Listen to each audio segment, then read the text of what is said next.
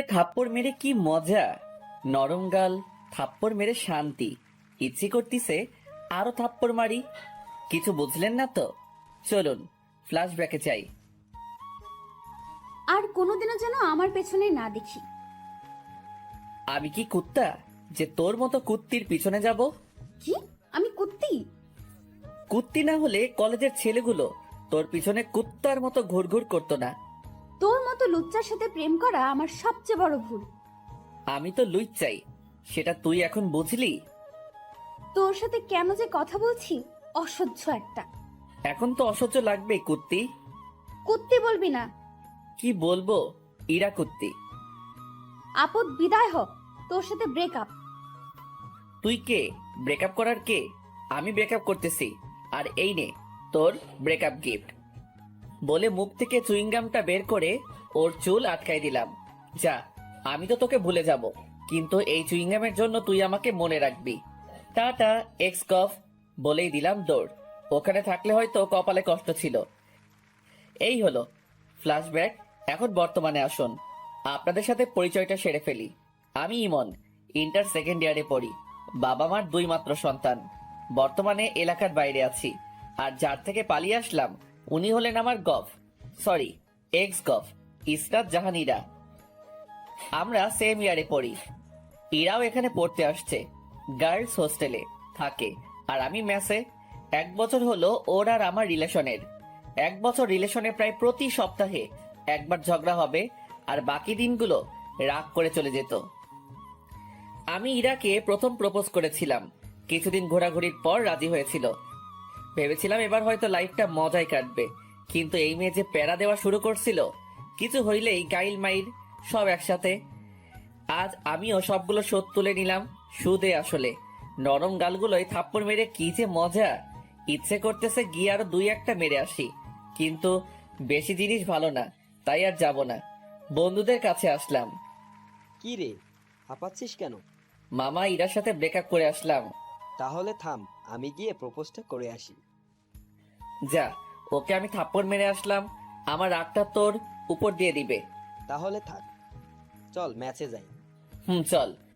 ম্যাচে এসে বিছানায় শরীরটা ছড়িয়ে দিলাম, তখনই ফোনটা বেজে উঠল।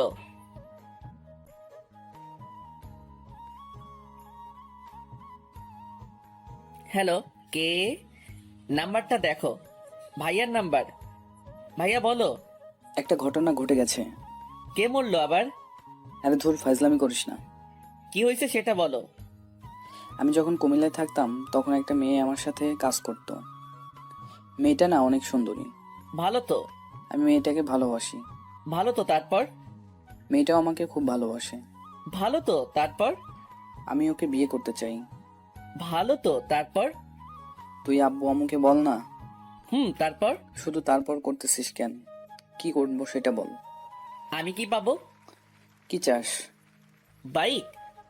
ওকে, কিন্তু আগে কাজ। ওকে, তুই আম্মুকে গিয়ে বল।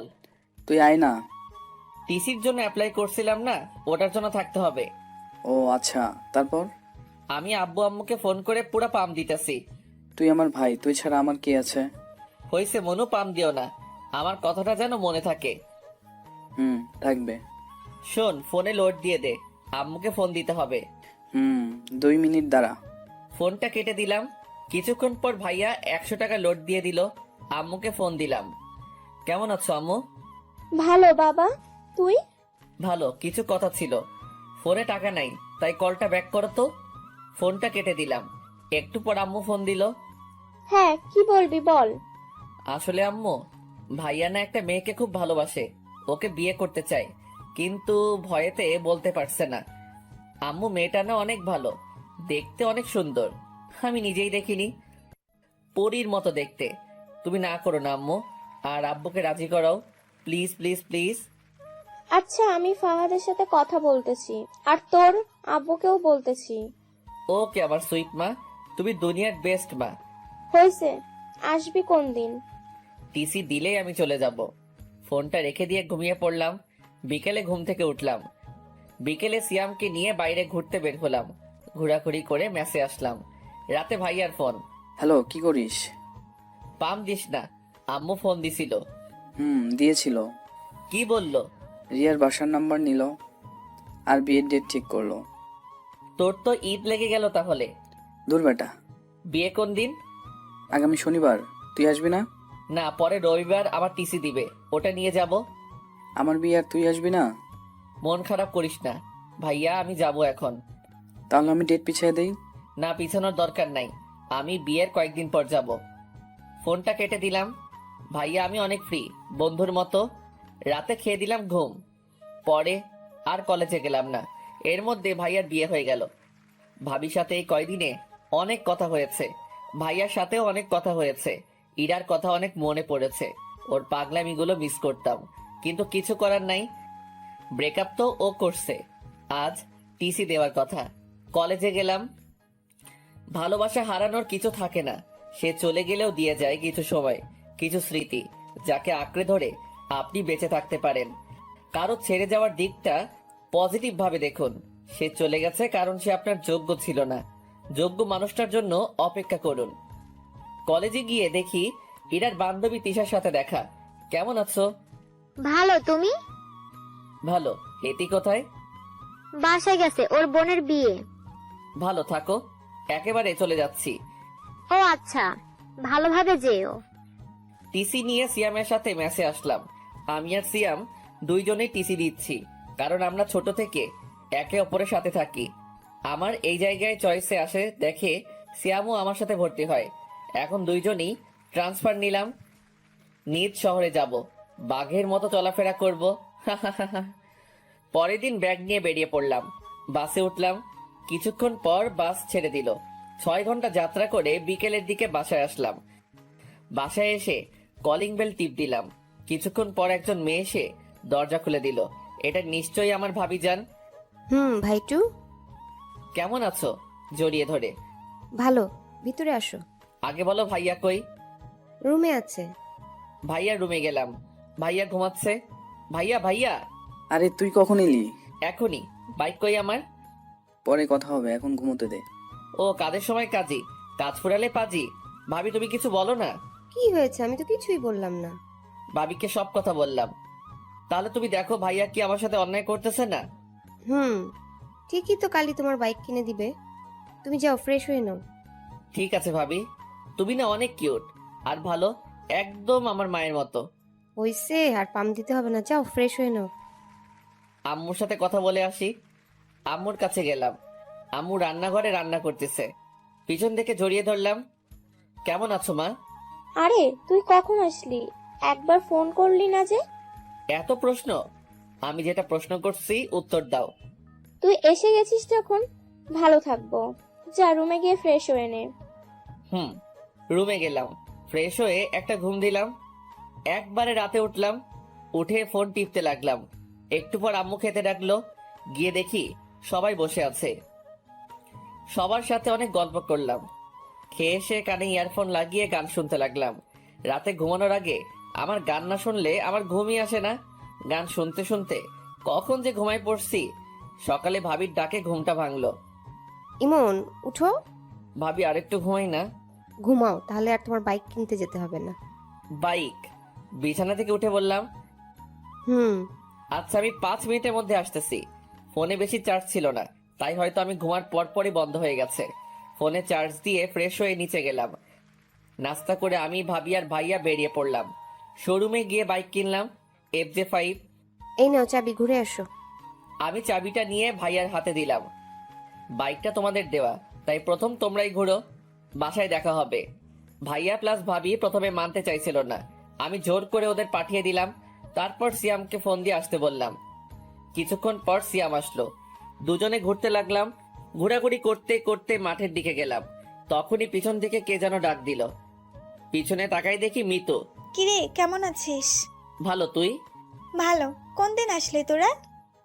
কালকে আসছি, চল বসে গল্প করি।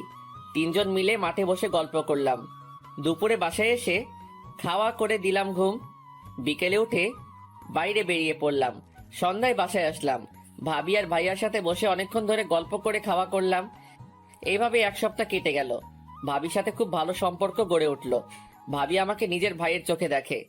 আমার কোনো বোন আর ভাবির কোনো বোন না থাকায় ভাবি আমাকে ভাই বলেই ডাকে। কিন্তু আমি ভাবি বলেই ডাকি।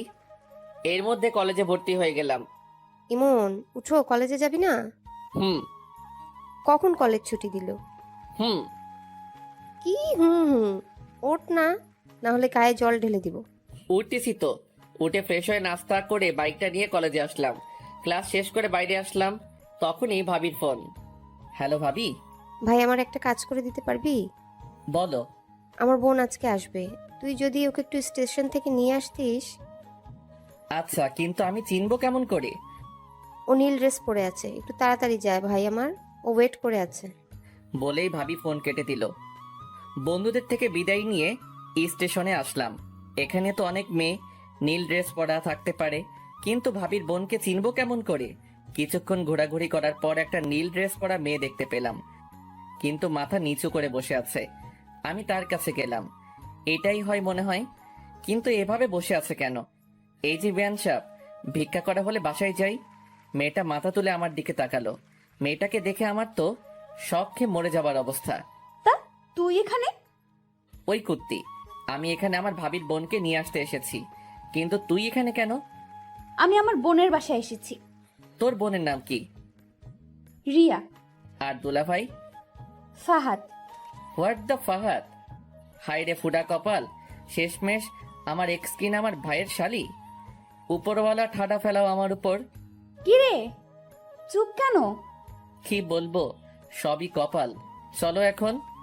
আমি কেন যাব তোর সাথে? তোকে এখনো জুতা মারিনি তোর কপালে।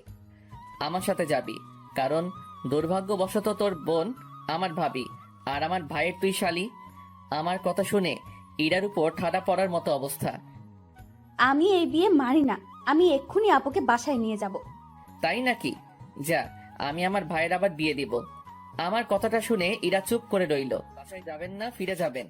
ইরা ব্যাগটা নিয়ে উঠে দাঁড়ালো আর সামনের দিকে হাঁটা শুরু করলো। ও সামনে সামনে হাঁটছে আর আমি পিছনে পিছনে। আমি বাইকের কাছে এসে থেমে গেলাম, কিন্তু ও হাঁটতে থাকলো। এই ম্যাডাম, বাইক এখানে। ও পিছনে তাকালো, আবার আমার কাছে আসলো। আমি বাইক স্টার্ট দিলাম, কিন্তু ও দাঁড়িয়ে রইল। কি হলো, ওটার ইচ্ছে আছে কি? ইরা কোনো কথা না বলে বাইকে উঠে বসলো। বাসার দিকে যেতে লাগলাম। শোন, আপু যেন না জানে যে তুই আমাকে চিনিস আর আমাদের সম্পর্ক ছিল। সেটা তুই না বললে আমি বলতাম।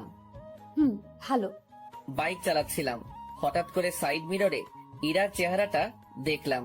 বাতাসে চুলগুলো উঠছিল আর ইরা ওগুলো হাত দিয়ে ঠিক করছিল। খুব সুন্দর লাগছিল। চুইংগামের জন্য একটা নতুন হেয়ার কাটিং দিতে পারলি, একটা থ্যাঙ্কসও দিলি না। কুত্তা, ওই দিন যদি তোরে পাইতাম, জানিস আমার চুইংগাম ওঠাতে কত কষ্ট হয়েছে। ভালো তো।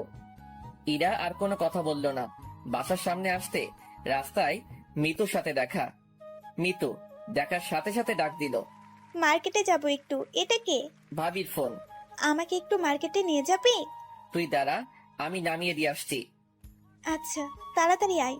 আমি বাইকটা নিয়ে বাসার সামনে আসলাম। ভিতরে যান, আমি আসছি। ইরা কিছুক্ষণ আমার দিকে তাকিয়ে রইল। আমি বাইকটা ঘুরিয়ে চলে আসলাম। মিতুকে নিয়ে মার্কেট করলাম। মার্কেট শেষ করে বাসায় আসলাম। বাসায় এসে ফ্রেশ হয়ে শুয়ে পড়লাম। কিছুক্ষণ পর ভাবি খাওয়ার জন্য ডাকলো। নিচে গেলাম খাওয়ার জন্য। গিয়ে দেখি ইরা বসে আছে। আমিও সামনে বসে পড়লাম। আমি নিজের মতো খেতে লাগলাম আর ভাইয়া আর ভাবির সাথে কথা বলতে লাগলাম। ইরা মাঝে মাঝে আমার দিকে তাকাচ্ছিল, মনে হয় কিছু বলতে চাইছিল। আমি খাওয়া শেষ করে উপরে আসতে যাব, তখনই ভাবি ডাক দিল। ইমন, ইরাকে একটু ঘুরিয়ে নিয়ে আসিস প্লিজ, আমি আজ পারবো না, বাসায় অনেক কাজ আছে। আচ্ছা ভাবি, ওনাকে রেডি থাকতে বলিও। বলেই নিজের রুমে চলে আসলাম। বিকেলে বাইকটা বের করে ইরার জন্য অপেক্ষা করতে লাগলাম।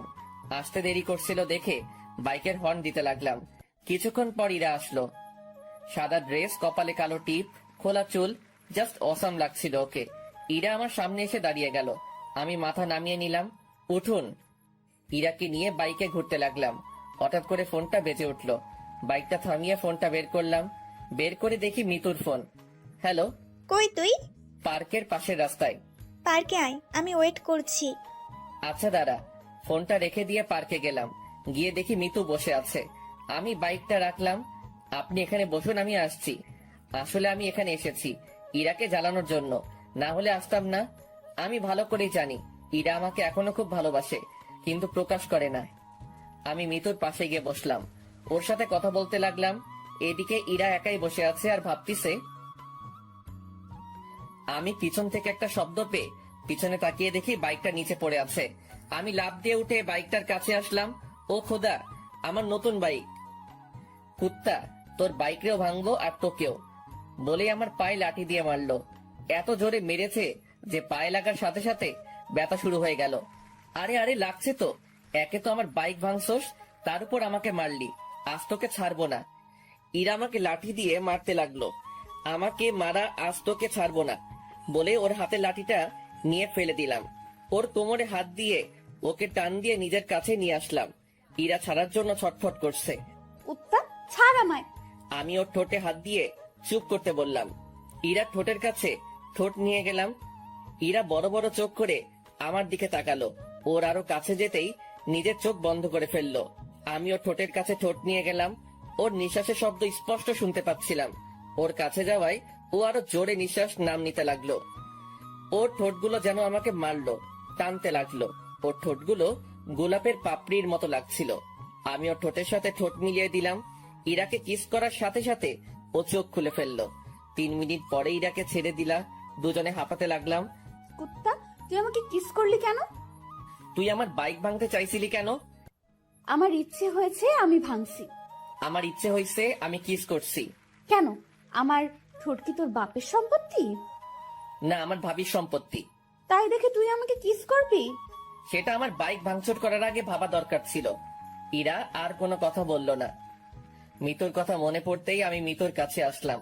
মিতু ফোন টিপতেছে। তাহলে পিছনে কি হয়েছে ও হয়তো দেখেনি। কিরে, কি করিস? তুই কই গেলি তখন? একটা কাজ ছিল, বাসায় যাব, চল। চল। মিতুকে বিদায় দিয়ে ইরার কাছে আসলাম। ইরা গাছের সাথে হেলানি দিয়ে দাঁড়ায় আছে। আমি বাইকটা তুলে স্টার্ট দিলাম। ইরা পিছনে এসে বসলো। ইরার সাথে লজ্জায় কোনো কথা বলার ইচ্ছে হচ্ছে না। কেমন করে কি যে হয়ে গেল। দুজনে বাসায় আসলাম। ওকে নামিয়ে দিয়ে বাইকটা রাখলাম। তারপর নিজের রুমে গেলাম। ফ্রেশ হয়ে শুয়ে পড়লাম। কিছুক্ষণ পর আম্মু খেতে ডাকলো। গিয়ে দেখি ইরা বসে আছে। আম্মু, ভাইয়া আর আব্বু কই? ওরা আসেনি, তোরা খেয়ে নে। ইরা আমার সামনে বসে আছে। দুজনে মাথা নিচু করে খেতে লাগলাম। ভাবি আসলো। কিরে, কেমন ঘুরলি? ভালো আপু, জায়গাটা অনেক সুন্দর। আচ্ছা, খেয়ে নে। আমি খেয়ে নিজের রুমে চলে আসলাম। রাতে ঘুম ধরছিল না, তাই ছাদে গেলাম। একটু পর মিতুর ফোন আসলো। কিরে, কি করিস? এই তো ছাদে দাঁড়িয়ে আছি, তুই? শুয়ে আছি। মিতুর সাথে কথা বলতে লাগলাম। হঠাৎ করে আমি সামনে তাকিয়ে দেখি ইরা। মিতু, ফোনটা রাখ, আমি পরে ফোন দিচ্ছি। আচ্ছা। মিতু ফোনটা কেটে দিল। ইরা আমার কাছে আসলো। কার সাথে কথা বলছিলি? মিতুর সাথে। এরপর থেকে যেন ওই ডাইনির সাথে কথা বলা আর দেখা করা না দেখি, বলে দিলাম। কেন, কথা বললে কি করবা? ইরা আমার কাছ থেকে ফোনটা নিয়ে নিল। ফোন পাবি না, যখন দরকার হবে আমার কাছে বলবি, আমি দিব। না, ফোন ছাড়া আমার ঘুম আসে না, ফোন লাগবেই আমার। বলছি না পাবি না। ইরার কাছ থেকে জোর করে ফোনটা নিতে গেলাম, তখনও মেয়েদের চোর পকেটে ফোনটা ঢুকিয়ে দিল। চোর পকেট কি জানতে চাহিয়া লজ্জা দিবেন না? এইবার নিয়ে দেখা। মনটা খুব হতাশ হয়ে গেল। আমি নিচে যেতে লাগলাম। তখনই ইরা আমার হাতটা টেনে ধরলো আর ঠোঁটের সাথে ঠোঁট লাগিয়ে দিল। হঠাৎ আমার কি যে হলো, ইমনকে কাছে টেনে নিয়ে ওর ঠোঁটের সাথে ঠোঁট লাগিয়ে দিলাম। ওকে কিস করার সময় ওর শরীরের এক অদ্ভুত ঘ্রাণ আমাকে ওর আরো কাছে টানতে লাগলো। 5 মিনিট পর ওকে ছেড়ে দিলাম। ইরা এভাবে কিস করবে ভাবতেও পারিনি। আই লাভ ইউ বলেই ইরা দৌড়ে নিচে চলে গেল। আমি নিজের রুমে চলে আসলাম। শুয়ে শুয়ে কতক্ষণ কি হইলো সেটা ভাবতে লাগলাম। সবকিছু মাথার উপর দিতে যাচ্ছিল। নিজে ব্রেকআপ করলো, আবার নিজেই আই লাভ ইউ বললো। আমার সাথে মজা নেওয়া, এবার দেখাবো মজা। যদি কাঁদিয়ে না ছেড়েছি তাহলে আমার নাম ইমন না। না, মজা পাইছে নাকি? এইবার মজা আমি দেখাবো। সব প্ল্যান ভাবতে ভাবতে ঘুমিয়ে পড়লাম। সকালে মনে হলো কে যেন আমার দিকে তাকিয়ে আছে। চোখ খুলতেই দেখি ইরা। কি ব্যাপার, আপনি এখানে? আপনি কাকে কি বলছেন? আপনাকে। মজা নেওয়া বাদ দে, মায়ের খাবি। অচেনা কাউকে তো আপনি করেই বলতে হয়। ফাইজলামি বাদ দিয়ে নিচে আয়, আপু নাস্তা করতে ডাকতিছে বলেই ইরা নিচে গেল। কিছুটা রেগে গেছে। আমি ফ্রেশ হয়ে নিচে গেলাম। সবাই টেবিলে বসে। আমি ইরার মুখোমুখি চেয়ারে বসলাম। খাওয়ার মধ্যে ইরা পায়ের উপর পা উঠে দিল। আমি ওর দিকে তাকাতেই ও মুচকে একটা হাসি দিল। আমি টেবিল থেকে প্লেট নিয়ে উঠে সোফায় গিয়ে বসলাম। কি রে, ওখানে গিয়ে বসলি কেন? টিভি দেখতে দেখতে খাবো। তারপর সবাই খাওয়া শেষ করে যে যার মতো চলে গেল। ভাবি আর আম্মু রান্নাঘরে গেল। ইরা আমার পাশে এসে বসলো। আমি ওর দিকে না তাকিয়ে টিভি দেখতে লাগলাম। একটু পর ইরা আমার দিকে চেপে আসলো। আমি একটু সরে বসলাম। ও আরো চেপে আসলো। ধীরে ধীরে আমি একেবারে সোফার কোনায় চলে আসলাম। ইরা আমার শরীরের সাথে চেপে বসে আছে। আমি ওর দিকে তাকালাম। ও টিভির দিকে তাকিয়ে মুচকি হাসি দিচ্ছে। শুনছেন? কিছু বলবা? না, কিছু বলবো না। এমন ভাব করছে যেন কিছু বুঝে না। ধুর, এখানে আর থাকবো না। যেই উঠতে যাব, ইরা আমার হাত ধরে আবার সোফায় বসিয়ে দিল আর আমার কোলে বসে পড়লো। আরে কি হচ্ছে এটা? আম্মু ভাবি কেউ দেখে ফেলবে তো। দেখলে দেখুক, আমার কি। এখন চুপ থাকো, টিভি দেখতে দাও। ধুরবাল, ভালো লাগে না। না পারছি উঠতে, না পারছি বসে থাকতে। মুটকিটার ভারেতে পা ব্যথা ধরে গেল। আরেকবার মুটকি বললে গলা টিপে মেরে ফেলবো। শুনলো কেমনে? হঠাৎ করে ভাবির আওয়াজ পেলাম। আমি ভয় পেয়ে ইরাকে ধাক্কা মারলাম। ইরা মেঝেতে পড়ে গিয়ে জোরে চিল্লানি দিল। ওর চিল্লানি শুনে ভাবি রান্নাঘর থেকে চলে আসলো। কি রে, নিচে বসে আছিস কেন? বসে নেই, পড়ে গেছি। কেমন করে পড়লি? এই রে, এইবার যদি বলে দেয় আমি ধাক্কা মেরে ফেলে দিছি। পা পিছলে পড়ে গেছে ভাবি। ও, যা রুমে গিয়ে রেস্ট নে। তোর কি তার ছিড়া? দেখতে পারতেছিস না উঠতে পারতেছি না? রুমে যাব কেমন করে? ইমন ভাই, তুই একটু রুমে দিয়ে আয় না, আমাকে রান্নাঘরে যেতে হবে। না ভাবি, আমি পারবো না। যা না ভাই, একটু, তুই আমার সুইট ভাই না। হইছে হইছে, আর মাখন মারতে হবে না। আসুন। ইরার দিকে হাত বাড়িয়ে ইরা হাত ধরে উঠতে গিয়ে আবার বসে পড়লো। কি হলো? উঠতে পারছি না। তাহলে কেমনে নিয়ে যাব? কোলে করে নিয়ে যাও। না, পারবো না। যা না ভাই আমার, প্লিজ প্লিজ। আচ্ছা আচ্ছা, ঠিক আছে। ভাবি রান্নাঘরে চলে গেল। আমি ইরাকে কোলে তুলে নিলাম। ইরাকে মুচকি মুচকি হাসছে। আমি ওকে ওর রুমে নিয়ে গেলাম। ও আমার গলা জড়িয়ে ধরেছিল। ওকে বিছানায় শুইয়ে দিয়ে উঠতে যাব, কিন্তু ও আমাকে জড়িয়ে ধরে রইল। কি হলো, ছাড়েন? না, আগে পাপ্পি দাও, তারপর। না, পারবো না। তাহলে আমিও ছাড়বো না। আমি ইরাকে নিজের থেকে জোর করে ছাড়িয়ে চলে আসতে যাব, তখন ও হাত টান দিয়ে দিল। আমি ওর উপরে পড়ে গেলাম। ইরা নিচে, আমি ওর উপরে। ইরা আমাকে জড়িয়ে ধরলো। মেয়েদের শরীর এত নরম আগে জানতাম না। দয়া করে কেউ খারাপ ভাবে নেবেন না প্লিজ। আমি ইরার শরীরের সাথে মনে হয় মিশে গেছি। কি করছেন, ছাড়েন। কেউ এসে যাবে তো। আগে পাপ্পি। পারবো না। আচ্ছা, আমি নিজে নিয়ে নিচ্ছি। যেই ইরা আমার ঠোঁটের কাছে ঠোঁট নিয়ে আসতে লাগলো, ভাবি তুমি এখানে? কথাটা শুনে ইরা আমাকে ছেড়ে দরজার দিকে তাকালো। এই সুযোগে আমি পালিয়ে গেলাম। কুত্তা, আমাকে টুপি পরানো পরে দেখে নিব। আমি ওখান থেকে চলে আসলাম। নিজের রুমে এসে ফোন টিপতে লাগলাম। বিকেলে মিতুর ফোন আসলো। কই আছিস? বাসায়। দেখা করতে পারবি? কোথায়? বড় মাঠে। আচ্ছা, একটু দাঁড়া, আমি যাচ্ছি। বাসা থেকে বাইকটা নিয়ে বেরিয়ে পড়লাম। মিতুর সাথে দেখা হয়নি, চুপচাপ চলে আসলাম। দেখতে পেলে কি যে করতো। মিতুর কাছে আসলাম। মিতুর সাথে অনেকক্ষণ গল্প করলাম। সন্ধ্যার দিকে হঠাৎ ফোনটা বেঁচে উঠলো। বের করে দেখি ভাবির ফোন। হ্যালো, আমি তো মার্কেটে আসলাম একটু। বাসায় আয় তাড়াতাড়ি। আচ্ছা। মিতুকে ওর বাসায় নামিয়ে দিয়ে বাসায় আসলাম। ফ্রেশ হয়ে ভাবি রুমে গেলাম। গিয়ে দেখি ইরা আর ভাবি গল্প করতেছে আর চা খাচ্ছে। ভাবি ফোন দিলে যে? সে কখন বের হয়েছিস না বলে, তাই ফোন দিলাম। বস, তোর জন্য চা নিয়ে আসি। ভাবি চা আনতে গেল। আমি সোফায় বসে ফোনটা বের করে টিপতে লাগলাম। আমার সামনে এসে ফোনটা কেড়ে নিয়ে বিছানায় ছুঁড়ে মারলো। কই ছিলি? মিতুর সাথে দেখা করতে গেছিলাম। ও ফোন দিছিল। ওকে জ্বালানোর জন্য বললাম। তুই ওই ডাইনির কাছে গেছিস কেন? আমার ফ্রেন্ডের সাথে আমি দেখা করতে যাব, সেটা স্বাভাবিক ব্যাপার। না, দেখা করতে যাবি না, ওই মেয়ের নজর ভালো না। 2 দিন দেখে বুঝে গেলেন ওর নজর খারাপ? ও তোর দিকে কেমন করে তাকায়। তুই ওর সাথে কথা বলবি না, এমনকি কোনো মেয়ের সাথে কথা বলবি না। কেন? আমি মেয়ের সাথে কথা বললে দোষ, আর আপনি ছেলের সাথে কথা বললে কিছু না? আমার কথাটা শুনে ইরা চুপ হয়ে গেল। আসলে আমার ইরার ব্রেকআপ এই কারণেই হয়। ওর একটা ফ্রেন্ড ওকে লাইক করত, আর আমি ওকে বলেছিলাম যাতে ওর সাথে কথা না বলে, কিন্তু ও শুনেনি। উল্টো আমি কোনো মেয়ের সাথে আমি কথা বললে সে রাগ দেখাতো। এর মধ্যে ভাবি চলে আসলো। ভাবি আসাতে ইরা নিজের জায়গায় গিয়ে বসলো। দাও। ভাবির সাথে অনেক গল্প করলাম।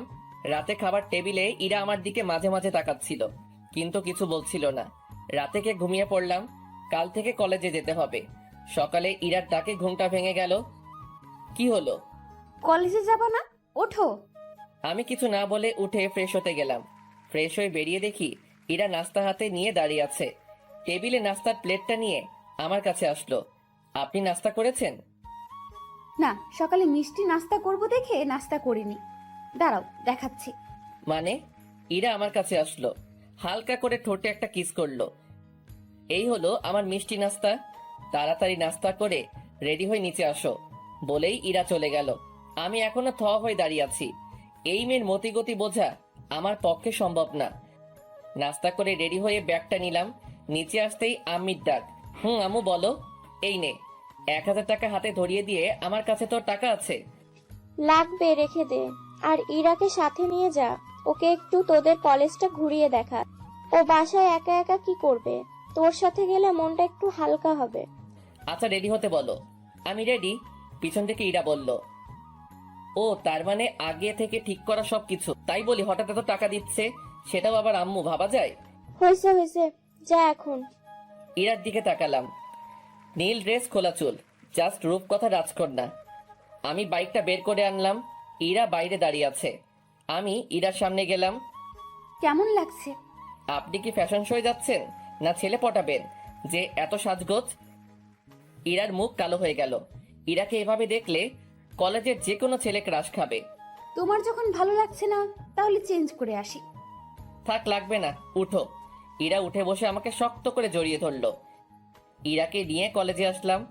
বাইকটা পার করে সিয়ামের কাছে আসলাম। সিয়াম ওর মামার বাসায় ছিল। কিরে, ইরা এখানে? সিয়ামকে সব বললাম। ভাই, তোর ভাগ্য বলতে হবে। কিন্তু ওকে আগে একটু ভালো মতো মজা দিতে হবে। আমাকে নিয়ে ফাইজলামি। তারপর দুজনে ইরার কাছে আসলাম। সিয়াম আর ইরা কথা বলল। আচ্ছা, এখানে থাকুন, আমরা ক্লাস করে আসছি। আমি কি করব এখানে? চত্বরে বসে থাকুন। আমি একা বসে থাকবো। থাকুন, আমি ক্লাস করে চলে আসব। আমি আর সিয়াম ক্লাসের দিকে যেতে লাগলাম। পিছনে ফিরে দেখি ইরা বসে আছে, আর কিছু ছেলে ওর দিকে যাচ্ছে, হয়তো কথা বলবে। ছেলেগুলো ইরার কাছে গিয়ে কি যেন কথা বলছিল। আমি আর সিয়াম ক্লাসে না গিয়ে ওদের কাছে গেলাম। কি হয়েছে ভাইয়া? আরে ইমন ভাই, তুমি এখানে? কি হয়েছে? আসলে ভাই, আমার ফ্রেন্ড এই আপুকে অনেক পছন্দ হয়েছে, তাই কথা বলতে আসছিলাম। ওটা তোদের ভাবি হয়। ভাই, আগে বলবা তো, ভুলে গেছে। আর হবে না, আপু মাফ করে দেন প্লিজ। ছেলেগুলো চলে গেল। তোকে আজ ক্লাস করতে হবে না, তুই ওকে নিয়ে ঘুরে আয়। বাইকটা নিয়ে আসি। বাইকটা নিয়ে ইরার সামনে আসলাম। ইরা উঠে শক্ত করে জড়িয়ে ধরলো। সবাই আমার দিকে তাকিয়ে আছে। ভাবিজি রোম্যান্স বাইরে গিয়ে কইরেন, এটা ক্যাম্পাস বলেই সিয়াম দৌড়ে চলে গেল। আমি বাইকটা জোরে টান দিলাম। বাইক আর মেয়ে পার্ট তো দেখাতে হবেই। সারাদিন ইরাকে নিয়ে বাইকে ঘুরলাম। ইরা সারাদিনে অনেক বকবক করেছে। বিকেলের দিকে বাসায় আসলাম। এসে ফ্রেশ হয়ে ঘুম দিলাম। সন্ধ্যায় ঘুম থেকে উঠে পুরো অবাক হয়ে গেলাম। ইরা আমাকে জড়িয়ে ধরে শুয়ে আছে, কিন্তু ও এখানে কখন এলো? আমি ইরার দিকে তাকিয়ে দেখতে লাগলাম। ফ্যানের বাতাসে চুলগুলো উঠছে, মুখটা খুব মায়াবী লাগছে। হঠাৎ করে ইরার ঘুমটা ভেঙে গেল। কি ব্যাপার, তুমি এখানে কখন আসলা? আসলে আপু তোমাকে ডাক দিতে বলছিল, কিন্তু এসে দেখি তুমি ঘুমাচ্ছ। আমারও ঘুম পাচ্ছিল, তাই এখানে ঘুমিয়ে পড়ি। কি? যদি ভাবি এসে দেখে ফেলতো তাহলে কি ভাবতো? যা ভাবার তাই ভাবতো। এখন উঠে ফ্রেশ হয়ে নিচে আসো। আমার কপালে একটা পাপ্পি দিয়ে ইরা চলে গেল। মেয়েটার মায়ায় আরো পড়ে যাচ্ছি। কি যে করি, ওকে কষ্ট দিতে পারছি না। আমি যে ওকে ভালোবাসি, তাহলে কষ্ট কেমন করে দেই? আর ওর থেকে দূরে থাকতে পারবো না। কালকে ওকে সব বলবো। উঠে ফ্রেশ হয়ে নিচে গেলাম। ভাবি আর ইরা আর আম্মু বসে কি যেন বলা বলি করছে। আমি যেতেই চুপ হয়ে গেল। ঘুম হলো? খুব ভালো ঘুম হয়েছে, তাই না? কি বলছো কিছুই বুঝতেছি না। থাক, আর বোঝা লাগবে না। আমার আর কিছুই বোঝা লাগবে না, বস এখানে। আমি গিয়ে ভাবির পাশে বসলাম। তোরা গল্প কর, আমি রান্না করে যাই। আম্মু রান্না করে চলে গেল। আমিও যাই, আম্মুকে সাহায্য করি। ভাবিও চলে গেল। আমি বসে ফোন টিপতেছি আর টিভি দেখতেছি। হঠাৎ ইরা এসে আমার কোলে শুয়ে পড়লো আর টিভি দেখতে লাগলো। আরে কি করছো ভাবি, এসে যাবে তো। আসলে আসুক, আমার কি। ইরা টিভি দেখতে লাগলো আর আমি রান্নাঘরের দিকে তাকিয়ে রইলাম ভাবি আসছে কিনা। ইরার দিকে তাকালাম, ইরা টিভি দেখতে ব্যস্ত। ইচ্ছে করছে ইরার মাথায় হাত বুলিয়ে দেই, কিন্তু কেন জানি সাহস হচ্ছিল না, তাই চুপচাপ বসে রইলাম। একটু পর ইরাকে ভাবি রান্নাঘর থেকে ডাক দিল। ইরা উঠে রান্নাঘরে চলে গেল। একটু পর 1 কাপ চা হাতে নিয়ে আসলো, এনে আমাকে দিল আর পাশেই বসে পড়লো। অর্ধেক চা খেতেই ইরা কাপটা নিয়ে বাকিটা চা খেতে লাগলো। আমি ওর দিকে তাকিয়ে রইলাম। কি হলো, এভাবে তাকিয়ে আছো কেন? না এমনি। বজ্জাত কোথাকার চায়ের কাপটা নিয়ে নিল। রাতে খাবার খেয়ে রুমে আসলাম, এসে গান শুনতে শুনতে ঘুমিয়ে পড়লাম। সকালে ঘুম থেকে উঠে ফ্রেশ হয়ে নিচে গেলাম। ইরা নাস্তার টেবিলে বসে আছে, আমিও বসে পড়লাম। খাওয়ার সময় ইরা পায়ে গোতা দিতে লাগলো। একসময় পা সরিয়ে নিলাম, ইরার পা চেয়ারের সাথে লাগলো, তাই হয়তো ওর মুখ কালো হয়ে গেল। আমি নাস্তা করে কলেজে আসলাম। আজ ইরা কলেজে আসেনি, কারণ ওর ভাবির সাথে মার্কেটে যাওয়ার কথা ছিল। কলেজে ক্লাস করে বের হচ্ছি, তখনই মিতু আসলো। কালকে ওই মেয়েটার সাথে তো খুব ঘুরলি। কেন, কি হয়েছে? না, তোকে একটা কথা বলার ছিল। কি কথা বল। এখানে না, বিকেলে পার্কে আয়। আচ্ছা চল, তোকে নামিয়ে দেই। মিতুকে বাসায় নামিয়ে দিয়ে বাসায় আসলাম। কই ছিলি? কলেজে কই আবার থাকবো। তোর বাইকের পিছনে মেয়েটা কে ছিল? ও, ওটা আমার ফ্রেন্ড হয়। আর কোনোদিন যেন কোনো মেয়েকে বাইকের পিছনে নেওয়া না হয়, আর কোনো মেয়ের সাথে প্রেম ঠেম করা যেন না শুনি। আম্মু, আমার রুমে চলে আসলাম। এসে দেখি ইরা আমার বিছানায় বালিশে মুখ লুকিয়ে কান্না করছে। কি ব্যাপার, তুমি এখানে আর কান্না করতেছো কেন? ইরা কান্না করেই যাচ্ছে। আমি ওর কাছে গিয়ে ডাক দিলাম। ও উঠে সোজা আমার শার্টের কলার ধরলো। তোকে না বলেছিলাম কোনো মেয়ের সাথে কথা বলবি না, কিন্তু তুই তো ওই ডাইনির সাথে বাইকে ঘোরাঘুরি করতেছিস। বলে ইরা কান্না করতে লাগলো। আরে আমি তো ওকে বাসায় নামিয়ে দিতে গেছিলাম। কেন তোকে বাসায় নামিয়ে দিতে হবে কেন? ওর কি হাত পা নেই, চলতে পারে না? রিকশায় যাবে, অটোতে যাবে, তোর বাইকে কেন? আর নিব না, হইছে। এবার কলার ছাড়ো, লাগছে। ইরা আমাকে টান দিয়ে বিছানায় নিয়ে আসলো আর বুকের উপরে মাথা রেখে শুয়ে পড়লো। চুপচাপ থাকবি, আমাকে শুয়ে থাকতে দে। ঠিক আছে, সারাদিন না খেয়েছিলাম, এখন না খেয়ে শুয়ে থাকি। ইরা আমার মুখ তুলে তাকালো, তারপর আমার কাছে এসে ঠোঁটের সাথে ঠোঁট লাগিয়ে দিয়ে চুষতে লাগলো। পুরো 5 মিনিট পর ছেড়ে দিল। দুজনেই হাঁপাতে লাগলাম। এবার হইছে, এখন চুপচাপ শুয়ে থাকবি। ইরা আমার বুকে শুয়ে পড়ল। একসময় ইরা ঘুমিয়ে পড়ল। আমি ওকে ডেকে ফ্রেশ হয়ে নিচে এসে খাওয়া করলাম। ভাবি, আমি তোমার ঘরে গিয়ে ঘুমালাম। কেন, তোর ঘরে কি হয়েছে? তোমার বোন শুয়ে আছে। তাতে কি হয়েছে, তুই ওই ঘরে গিয়ে ঘুমা। কি বলছো জাতা? আচ্ছা আচ্ছা, তুই আমার ঘরে গিয়ে শুয়ে পড়। আমি ভাবির ঘরে গিয়ে শুয়ে পড়লাম। বিকেলে ঘুম থেকে উঠে দেখি ইরা আমার বুকের উপর মাথা রেখে শুয়ে আছে। কি মেয়ে রে বাবা। আমি ইরাকে ডাক দিলাম। একটু পর ইরার ঘোর ভাঙলো। চোখ মুখে ঘুমের ছাপ কম, রাগেরটাই বেশি। এভাবে তাকিয়ে আছো কেন? তোকে কি বলেছিলাম? আমার তো খিদে লাগছিল, তাই উঠে আসছিলাম। ভাবি বলল যে তুমি আমার রুমে শুয়ে আছো, তাই আমি যেন তার রুমে শুয়ে পড়ি। তাই আমি এখানে এসে শুয়ে পড়ছিলাম। দোষ করছে, আবার বড় বড় কথা। এখন চলো, আমাকে ঘুরতে নিয়ে যাবে। কিন্তু আম্মু যে বাইকে মেয়ে উঠতে মানা করছে। সেটা অন্য মেয়ে ওঠাতে মানা করেছি, আমাকে না। কেন? তোমার আম্মুকে গিয়ে বলো, আমি কি জানি। আমি রেডি হতে গেলাম, ইরা রেডি হতে গেল, আমি আম্মুর কাছে গেলাম। আম্মু, আমি কি ইরাকে বাইকে নিব? শুধু ইরাকে নিবি, আর ওকে যদি না নিস তাহলে তোর বাইক চালানো বন্ধ। ধুর, কিছুই বুঝি না, কি বলো তোমরা। বাইকটা বের করে দাঁড়িয়ে রইলাম। একটু পর ইরা এসে উঠে আমাকে শক্ত করে জড়িয়ে ধরলো। দুজনে পার্কের দিকে গেলাম। ইমন, গাড়ি দাঁড় করাও, আমি আইসক্রিম খাবো। আমি গাড়ি দাঁড় করিয়ে ওকে আইসক্রিম কিনে দিলাম। তুমি এখানে একটু দাঁড়াও, আমি ভিতর থেকে আসছি। আচ্ছা, তাড়াতাড়ি আসো। আমি পার্কের ভিতরে এসে দেখি মিতু বসে আছে। আমি ওর পাশে গিয়ে দাঁড়ালাম।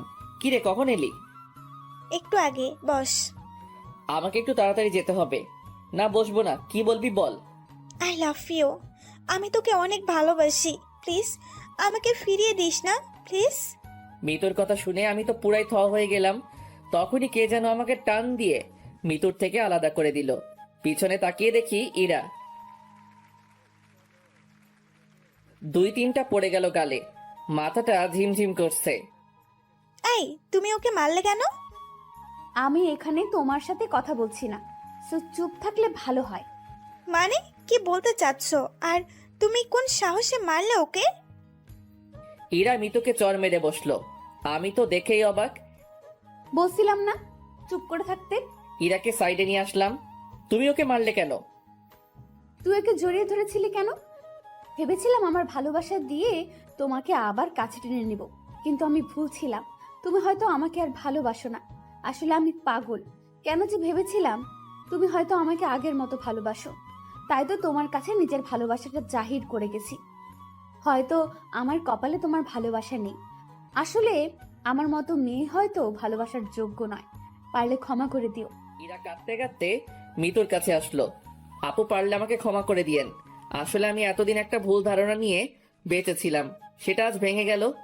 আসলে কি জানেন, কাউকে ভালোবাসাটা সহজ, কিন্তু বিপরীতের মানুষটার ভালোবাসাটা পাওয়াটা অনেক সময় কঠিন হয়ে যায়, আবার সম্ভবও হয় না। যেটা আজ আমার থেকে হয়তো কেউ ভালো বুঝবে না। ইমন খুব ভালো ছেলে, আপনাকে অনেক ভালো রাখবে। মাঝে মাঝে শয়তানি করে, কিন্তু জানেন কি, ওর এটাই আমাকে বেশি টানে। আপনি হয়তো ভাবছেন আমি এসব কেন বলছি। আপনি হয়তো এটাও ভাবছেন যে ইমনকে আমি আপনার থেকে কেড়ে নিব। সেটা নিয়ে ভাববেন না, আমি আপনাদের পথের কাঁটা হব না। ভালো থাকবেন। আর রাগের মাথায় তখন আপনাকে অনেক কিছু বলে ফেলেছি, পারলে মাফ করে দিয়েন প্লিজ। কথাটা বলে ইরা ওখানে থেকে কান্না করতে করতে চলে আসলো। আমি বাইক নিয়ে ইরার পিছন পিছন বাসায় আসলাম। ইরা ওর রুমে ঢুকে গেল। আমি নিজের রুমে গিয়ে শুয়ে পড়লাম। ধুর, কি করতে গেলাম আর কি হয়ে গেল। আমাকে ইরাকে বলতেই হবে সত্যিটা। আমি ইরা রুমের সামনে গিয়ে দাঁড়ালাম। ভিতর থেকে কান্নার শব্দ শুনতে পেলাম। ইরা হয়তো কাঁদছে, নিজেকে কেমন যেন অপরাধী মনে হচ্ছে। আমি ইরাকে ডাকতে শুরু করলাম, কিন্তু ইরা দরজা খুলল না। আমি দরজা ধাক্কাধাক্কি করতে লাগলাম। ইরা দরজা খুলল। প্লিজ আমায় একটু একা থাকতে দিন। যদি আপনি আরেকবার এভাবে এসেছেন তাহলে আমি এক্ষুনি এই বাসা ছেড়ে চলে যাব। কথাটা বলেই ইরা দরজা বন্ধ করে দিল। আমি রুমে চলে আসলাম। একটু পর ভাবি খাবার জন্য ডাকলো। গিয়ে দেখি ইরা নেই। ইরার সাথে তোর কি হয়েছে? কই কিছু হয়নি তো। তাহলে ও কান্না করছে কেন? আমি আর কিছু বললাম না, মাথা নিচু করে রইলাম।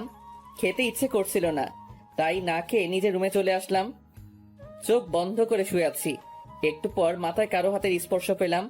চোখ খুলে দেখি ভাবি। আমার ভাইটার বুঝি মন খারাপ? না ভাবি, এমনি ভালো লাগছে না। আমাকে বুঝি বলা যাবে না, তাই না? আসলে তেমন কিছু না, মাথাটা খুব ব্যথা করছে, তাই খুব খারাপ লাগছে। তুই ভাবিস না, আমি সব ঠিক করে দিব, তুই এখন ঘুমা। কথাটা বলেই ভাবি চলে গেল। আমি চুপ করে শুয়ে রইলাম। চোখে ঘুম নেই। চোখ বন্ধ করলেই ইরার হাসি মুখটা সামনে আসছে। যে করেই হোক ওকে আমাকে পেতেই হবে। ওকে আর আমার থেকে দূরে যেতে দিব না। চিৎকার করে বলতে ইচ্ছে করছে, ইরা আমি তোমাকে ভালোবাসি। কাল যে করেই হোক ওর থেকে ক্ষমা চাইতে হবে। দরকার পড়লে ওর পায়ে পড়ব, কিন্তু ওকে নিজের থেকে দূরে যেতে দিব না। সারা রাত ঘুম হয়নি। ভোর রাতে ঘুমিয়ে পড়লাম। সকালে ঘুম থেকে উঠে ফোনটা হাতে নিয়ে দেখি 11টা বাজে। আমি তাড়াতাড়ি করে ইরার রুমে গেলাম। গিয়ে দেখি রুমে ফাঁকা, ইরার জামা কাপড় কিছুই নেই। আমি দৌড়ে নিচে আসলাম। ভাবি, ভাবি, ভাবি। কি হয়েছে? ইরা কই? ও আজ সকালে চলে গেছে। অনেক আটকানোর চেষ্টা করেছি কিন্তু পারিনি। কয়টা ট্রেন? 10:30টায়। আমি তাড়াতাড়ি করে বাইকটা বের করে স্টেশনের দিকে বেরিয়ে পড়লাম। সাবধানে যাস। স্টেশনে গিয়ে দেখি ট্রেন চলে গেছে। সাইডে বেঞ্চে বসে পড়লাম। চোখের কোণ দিয়ে এক ফোঁটা জল মাটিতে পড়ল। নীরবে বসে কাঁদতে লাগলাম। আজ আমার ভুলের জন্যই ইরা আমার থেকে দূরে চলে গেল। একটু পর ভাবির ফোন আসলো। হ্যালো ভাবি। কি হয়েছে তোর? তোর কণ্ঠটা এমন শোনা যাচ্ছে কেন? না কিছু না, বলো কি বলবা। পেলি ওকে? না ভাবি। আচ্ছা তুই বাসায় আয়, তোর সাথে কথা আছে। আচ্ছা আমি এক্ষুনি আসছি। বাইকটা নিয়ে বাসার দিকে যেতে লাগলাম। মুখের সামনে শুধু ইরার ছবিটা ভেসে উঠছিল। তখনই হঠাৎ করে কোথা থেকে যেন একটা রিক্সা বাইকের সামনে চলে আসে। আমি কন্ট্রোল সামলাতে না পেরে বাইকটা রিক্সার সাথে লাগাই দেই। চোখ খুলে দেখি মাথায় হাত আর পায়ে ব্যান্ডেজ। ভাবি সাইডে বসে আছে। ভাবি তোমরা এখানে? আর বাইকটা ঠিক আছে তো? তোর অ্যাক্সিডেন্ট করার পর একজন তোর ফোন দিয়ে আমাদেরকে ফোন করে হাসপাতালে আসতে বলে। আর যদি তোর কিছু হয়ে যেত তাহলে আম্মুকে মুখ দেখাতাম কেমন করে? কিছু হয়নি তো? কিছু হয়নি। তুই জানিস তোর মাথায় হাতে পায়ে কয়টা সেলাই পড়েছে? থাক, সেটা বলার দরকার নেই। চুপচাপ শুয়ে থাক, বিকালে তোকে বাসায় নিয়ে যাব। ভাবি বাইরে চলে গেল। বিকেলে বাসায় গেলাম। আমি স্বাভাবিকভাবে হাঁটতে পারতেছি, কিন্তু হাঁটটার জন্য একটু সমস্যা হচ্ছে। রাতের বেলায় ছাদে বসে আছি। আকাশে তারার মেলা, হাজারো তারার ভিড়ে চাঁদটাকেই দেখছি। একটু পর কেউ পিঠে হাত দিল। পিছনে তাকিয়ে দেখি ভাবি দাঁড়িয়ে। ভাবি তুমি এখানে? এত রাতে এখানে মন খারাপ হয়ে বসে আছিস কেন? এখনো বলবি তোর কিছু হয়নি? আসলে ভাবি, ঠিক আছে, যদি আমাকে আপন না ভাবিস তাহলে বলতে হবে না। ভাবি আমি ইরাকে ভালোবাসি, আর আমরা একে অপরকে অনেকদিন ধরেই চিনি। সেটা আমি, আম্মু, তোর ভাইয়া, আব্বু সবাই জানি। এরা আমাদের সব বলেছে। সেদিন কি হয়েছে সেটা বল। সেদিনে সব কথা ভাবিকে খুলে বললাম। বুঝলাম, এটা শুধু ভুল বুঝাবুঝি। আসলে আমার বোনটা রাগ আর অভিমানটা একটু বেশি, বুঝলি? সেটা অনেক আগে বুঝে গেছি। আচ্ছা, আমি দেখি কি করা যায়, কিন্তু এরকম মন খারাপ করে বসে থাকা চলবে না। যা, রুমে গিয়ে রেস্ট নে। এইভাবে 5 দিন কেটে গেল। মাথা হাত পায়ে সেলাই খুলে ফেললেও দাগগুলো রয়ে গেছে। সকালে ভাবির ডাকে ঘুম ভাঙলো। ইমন, তাড়াতাড়ি উঠে ফ্রেশ হয়ে রেডি হয়ে নিচে আয়। কেন? আজ তুই, আমি আর তোর ভাইয়া আমাদের বাসায় যাব। ভাবির কথাটা শুনে আমার খুশির সীমানা ছিল না। ভাবিকে গিয়ে জড়িয়ে ধরলাম। থ্যাংক ইউ ভাবি, তুমি দুনিয়ার বেস্ট কিউট ভাবি। হয়েছে, আর পাম দিতে হবে না, তাড়াতাড়ি নিচে আয়। তুমি 2 মিনিট ওয়েট করো, আমি 1 মিনিটে আসতেছি। আমি তাড়াতাড়ি ফ্রেশ হয়ে রেডি হলাম। তারপর নিচে আসলাম। নাস্তা করে বসে আছি। কিছুক্ষণ পর ভাইয়া আসলো। কি রে, ব্যাগ গোছানো শেষ? কতক্ষণ আর সময় লাগবে? ভাবি কই?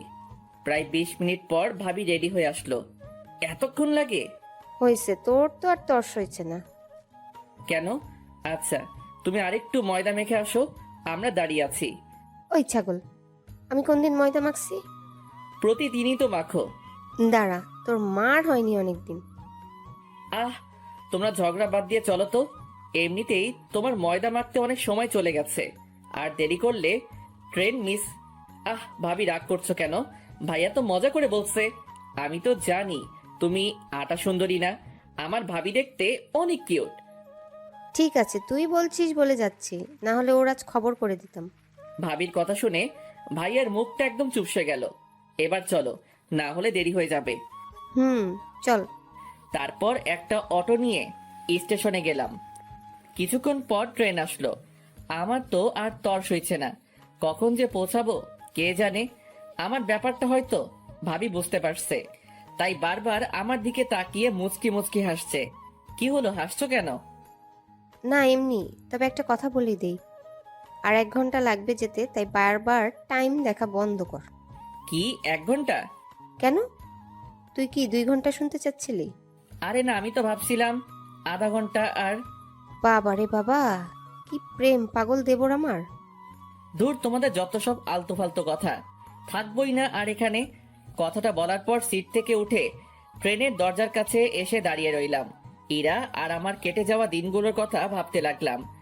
এসব কথা ভাবতে ভাবতে হঠাৎ কাঁধে কার যেন হাত পড়ল। পিছনে তাকিয়ে দেখি ভাইয়া। আর কতক্ষণ দাঁড়িয়ে থাকবি? আমরা তো প্রায় এসে পড়ছি। তাড়াতাড়ি চল। চলো। কিছুক্ষণ পর স্টেশনে আসলো।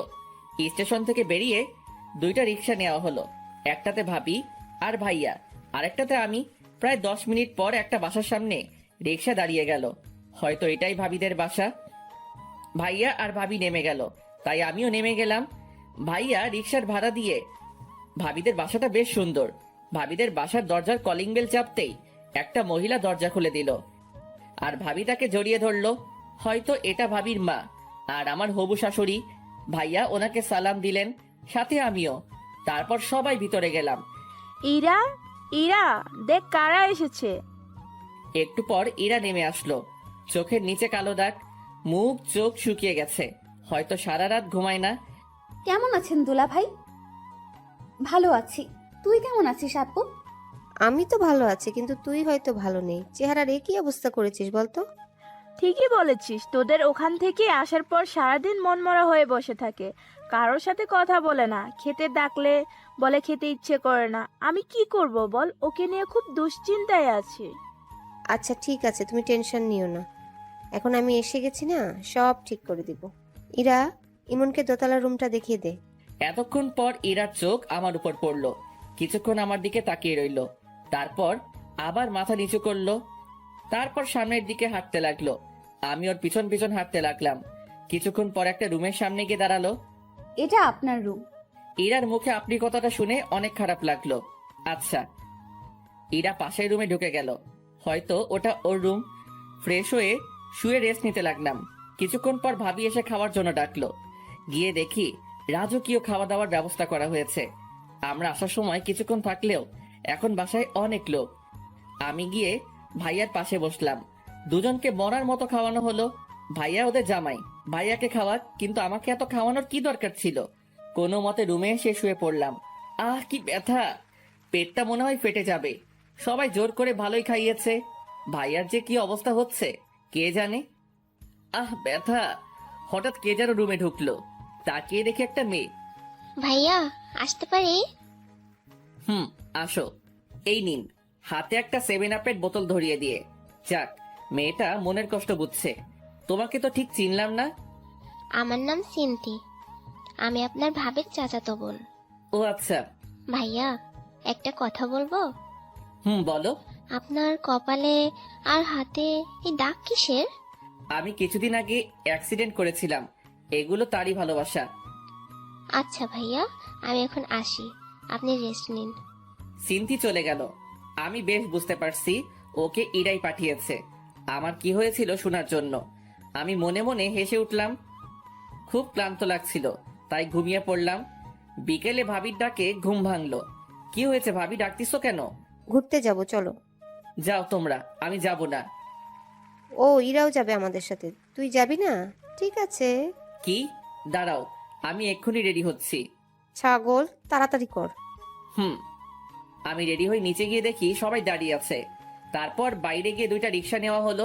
একটাতে ভাবি আর ভাইয়া, আরেকটাতে আমি আর ইরা। ইরা রিক্সার এক কোণে, আমি এক কোণে।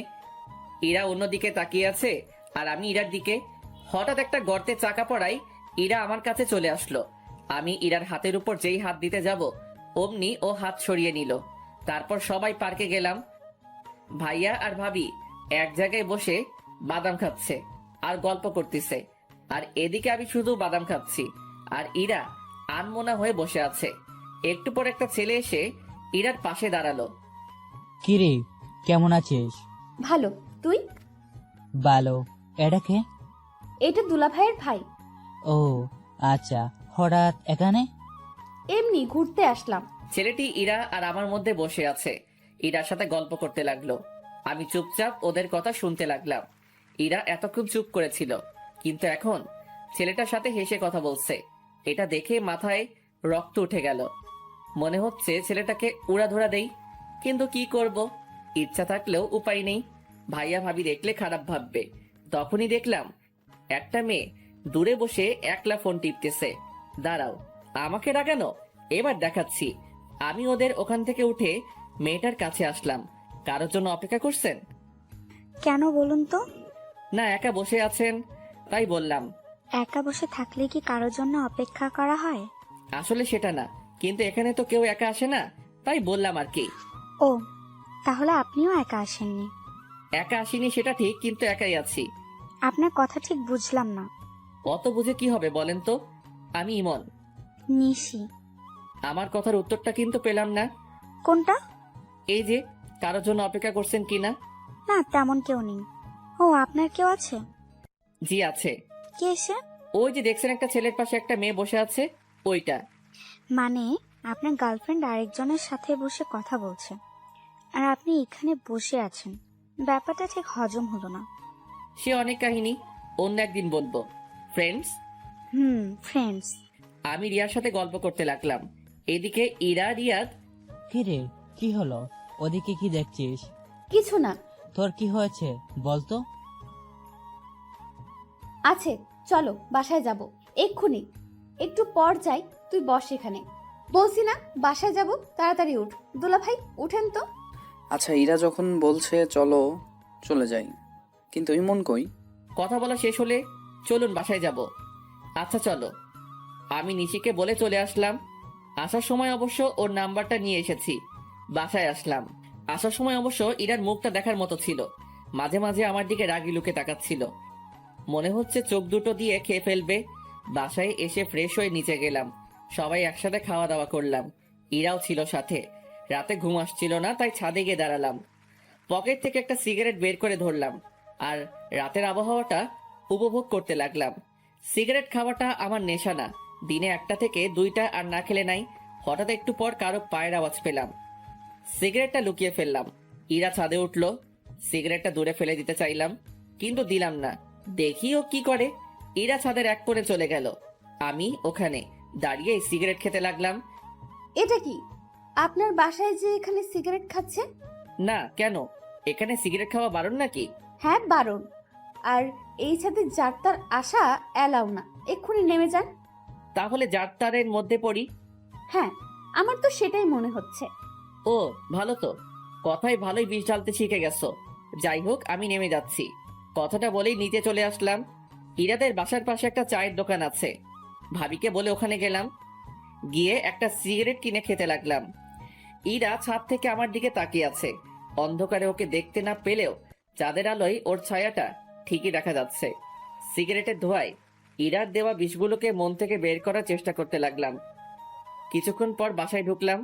ভিতরে ঢুকে দেখি ইরা দাঁড়িয়ে। ওর মুখোমুখি না হয়ে রুমে চলে গেলাম। গিয়ে শুয়ে পড়লাম। কোনোভাবেই হার মানলে চলবে না, পুরো চেষ্টা করতে হবে।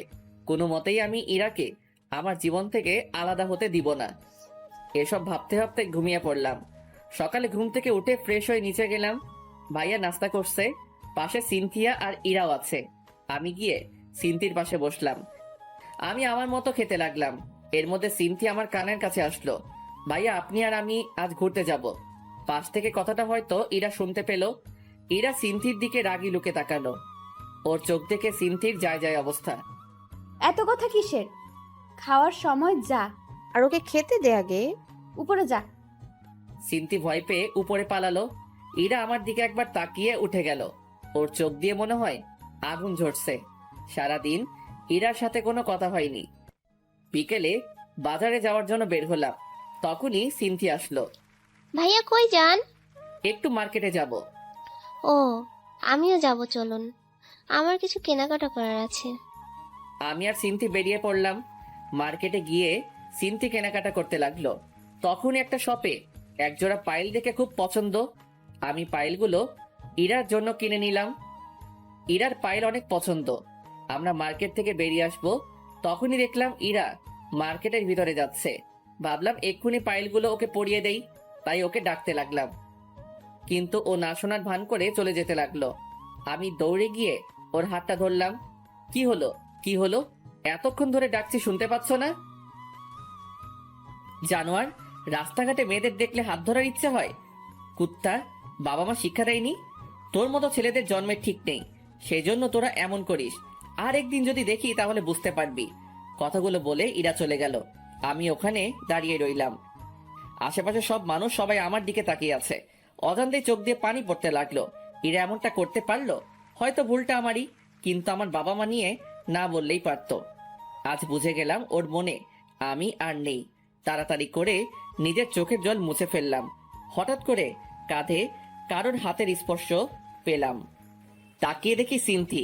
আরে বাদ দাও, আমি কিছু মনে করিনি। আরে কি বলছো তুমি? কেন ক্ষমা চাইছো? তুমি তো কিছু করনি। সব দোষ আসলে আমার ভাগ্যের।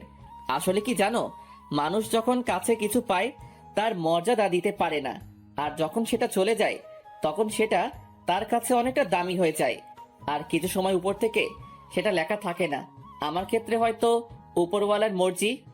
কারো মনে জায়গা করে নিতে উপরওয়ালার মজি থাকা লাগে কি? হয়তো বা না, কিন্তু সম্পর্কটা একটা পরিণতি পেতে গেলে, একটা হ্যাপি এন্ডিং এর জন্য তার আদেশ থাকা লাগে। তার ইচ্ছে না থাকলে রাস্তা একসাথে আসলেও ঠিকানাটা আলাদা হয়ে যাবেই। তোমার কথার কিছুই বুঝলাম না। একদিন বুঝতে পারবা। চলো বাসায় যাই। চলো। বাসায় আসলাম, ভাবি আমাদের কাছে আসলো। কিরে, তোর গালে কিসের দাগ? জানো ভাবি, ইরা আপু না? কথাটা বলার আগেই আমি সিনথিকে থামিয়ে দিলাম। কিছু না ভাবি, গালে একটা মশা বসেছিল, ওটাকে মারতে গিয়ে দাগ পড়ে গেছে। ভাবি আমার দিকে তাকালো। যা উপরে গিয়ে ফ্রেশ হয়ে নে। উপরে এসে শুয়ে পড়লাম। কি এমন ভুল করেছিলাম যে ইরা আমার সাথে এমনটা করলো? ভেবেছিলাম ওর অভিমানের জন্য হয়তো এমনটা করছে, কিন্তু এখন বুঝতে পারছি ইরা আর আমাকে ওর জীবনে চায় না। তাহলে ওর ইচ্ছেটাই থাক। নীরবে কেঁদে চলেছি। কেন জানি না নিজেকে খুব একা লাগছে। মনে হচ্ছে জীবন থেকে কিছু একটা চিরদিনের মতো হারিয়ে গেল। শত চেষ্টায় তাকে আটকে রাখতে পারলাম না। চারদিকটা কেমন যেন অন্ধকার হয়ে আসছে। চোখের পাতাগুলো জলে ভিজে গেছে। ভালোবাসা আমার সাথী না হলেও কষ্টগুলো আজ আমার সাথে ঠিকই আছে। ভালোবাসার সবচেয়ে বড় পাওনাটা হয়তো পেয়ে গেলাম। নিজেকে শেষ করে দেওয়ার ইচ্ছে করছে, কিন্তু সেটা করলে আম্মু আব্বু ভাইয়া ভাবিকে ধোকা দেওয়া হবে। তাই এই যন্ত্রণা নিয়েই সারা জীবন হয়তো কাটিয়ে দিতে হবে। সারা রাত কেঁদেই গেলাম। বাইরে খেয়ে এসেছি বলাই ভাবি আর ডাকেনি। জ্যোৎস্না রাতে জানালার পাশে বসে আছি। চাঁদের আলোয় কেমন যেন একটা মায়া আছে। আজ বুঝলাম কেন জ্যোৎস্না রাতের চাঁদ সবার পছন্দ।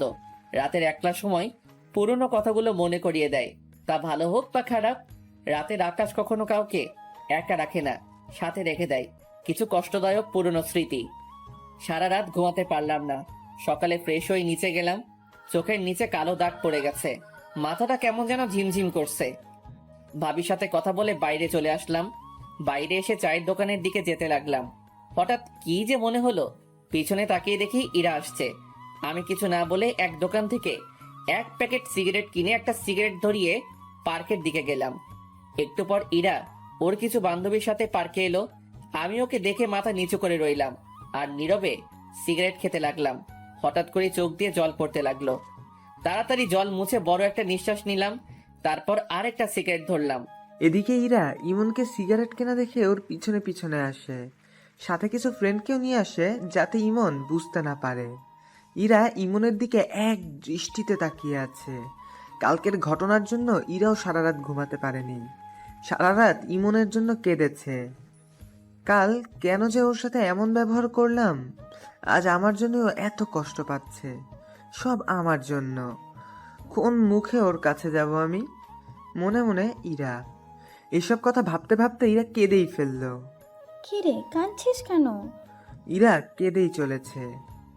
আরে বলবি তো? ইরা আর ওই জায়গায় না থেকে বাসায় চলে আসে। বাসায় এসে দরজা বন্ধ করে কাঁদতে থাকে। আমি একটু পর সামনে তাকিয়ে দেখি ইরা নেই। সারাদিন পর বিকেলে বাসায় যাই। ভাবি অনেকবার ফোন দিয়েছে কিন্তু ফোন ধরিনি। বিকেলের দিকে বাসায় গিয়ে দেখি ভাবি বসে আছে। কই ছিলি? বাইরে। কি হয়েছে তোর বলতো? কাল বাজার থেকে আসার পর থেকে কেমন যেন হয়ে গেছিস। কিছু হয়নি। তাই উপরে যা, তোর সাথে আমি একটু পরে কথা বলছি। আমি রুমে এসে শুয়ে পড়লাম। মাথাটা খুব ব্যথা করছে। একটু পর ভাবি আসলো। তুই সিগারেট খাস? আর যেন কোনোদিন সিগারেট খাওয়া না দেখি। তারপর ভাবি আমার কাছে আসলো, আমার মাথায় হাত বুলিয়ে দিতে লাগলো। ইরা কি বলেছে তোকে? কিছু বলেনি। তুই বলবি না আমি জানি। ভাবি সিনথিকে ডাক দিল। একটু পর সিনথি রুমে আসলো। কাল মার্কেটে কি হয়েছিল? কই, কিছু হয়নি তো আপু। আরেকবার মিথ্যা কথা বললে থাপ্পড় মেরে গাল ফাটিয়ে দিব, বজ্জাত মেয়ে। ভাবির ধমকে সিনথি কেঁদে দেয়। কান্না করা বন্ধ করো। ভাবির ধমকে সিনথি চুপ হয়ে যায়, কিন্তু চোখ দিয়ে জল পড়েই যাচ্ছে। এখন বল কাল কি হয়েছিল? একটাও যদি মিথ্যা কথা বলেছিস তাহলে আজ তোর একদিন কি আমার একদিন। সিনথি সব কথা ভাবিকে বলে দেয়। ভাবি রেগে আগুন হয়ে যায়। আমার হাত ধরে ইরার রুমে নিয়ে যেতে লাগলো।